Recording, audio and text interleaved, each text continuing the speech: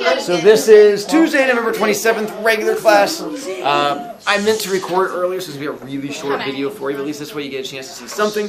A couple things for you. Let's see, we have a bell work that's going to be up there, 3 sentences. I'm going to give you the speedy version of the bell work, where it's going to pop up and you know. I also handed back the poetry test. As you see up there, you can do the test corrections if you would like. Each one you correct gets you a point back on. And then this was the bell work with your 3 sentences. You have to go through there and do all that. Pause the screen here. Make sure you can see the screen. Hopefully that didn't do anything at all. First sentence says, my friend is going to the monkey movie or the camel one. And then my family will go to the theater and have fun. And then after the show, we will eat some pickles. And then pause, and we'll give you a chance to go through and do all of that while we wait for you. Good job. Now you're back. We're going to speed through the answers. So they get the answers. Yeah. Why didn't we get the answers? Because you're here. Did? Oh. Then for our Shadow Club book, those of you at home, I have now given you your own copy of this book that you're writing your name on the inside of. I also on my website have an ebook version, which you're more than welcome to use from here. The ebook version is only to be used at home. You can't use it in the classroom because we're just going to use the paper version. If you forget the paper version, I have extra ones that I can loan to you. You just have to give me a shoe and a B point, but you're more than welcome to go from there. The ebook is just to help you if you're at home and you need to get reading because you're behind, or if for some reason you're working on the homework, you can download that. It goes right to iBooks and just opens up from there. The reason you have the highlighter is to help you with the test coming up, or the quiz coming up on Friday and going into the test next week. We have the boring beginning part of the book. For those of you who remember, what's the boring beginning part called? Rising exposition. Exposition. So as we get into our exposition, I'm going to have you mark things in the book that you can connect to people that you know, as it gives the background information and explaining about the characters. As we get to one, if you can connect it to someone you know, highlight it, and then just write down who that person would be. So if it talks like annoying younger brother that nobody likes, you can highlight that and like, my brother Billy, nobody likes him. If you don't have a connection, like if you don't have a younger brother, then don't highlight that part. Yours are going to be different than other people's.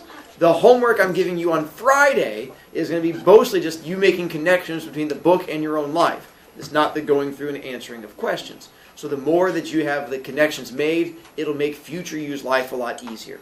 Do you have to do it now? Heck no! You can be lazy, more power to you. I'm just trying to make your life a little bit easier when we get to it. 1, there are no chapter numbers. If you flip through there real quick and take a look at it, the chapters just have titles to them.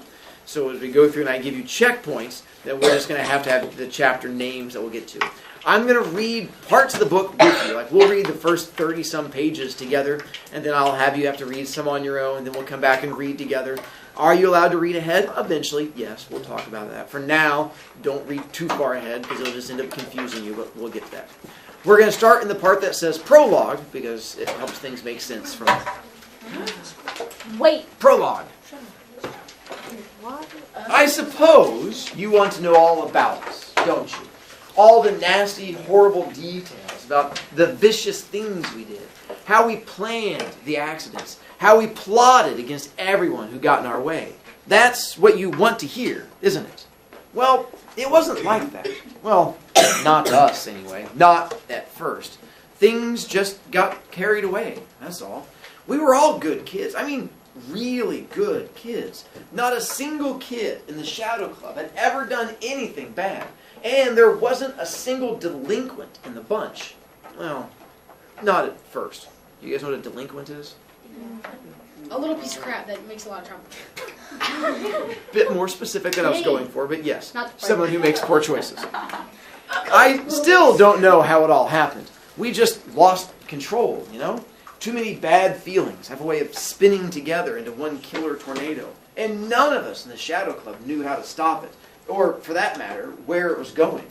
I haven't told anyone the whole story yet. I don't like to talk about it because it scares me. I get nightmares. When I was little, I got nightmares about werewolves or dumb things like that. Now, I get nightmares about myself.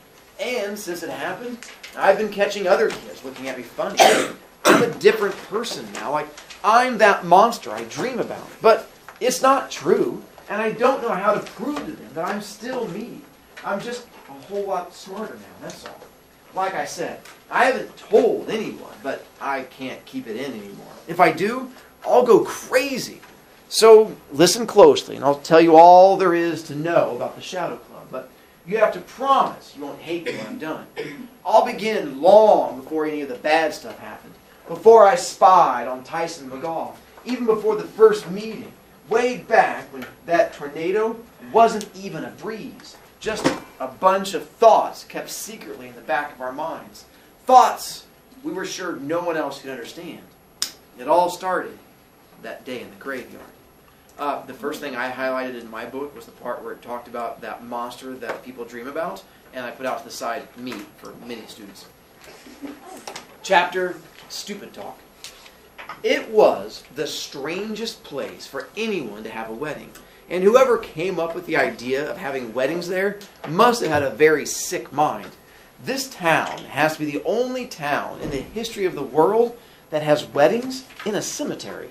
Anyway, it was the first day of September, and we all stood there in the rose garden at the very edge of Shady Bluff Memorial Park, slipping punch from tiny cups and stuffing our faces with little cheese hors d'oeuvres and waiting for the wedding to start.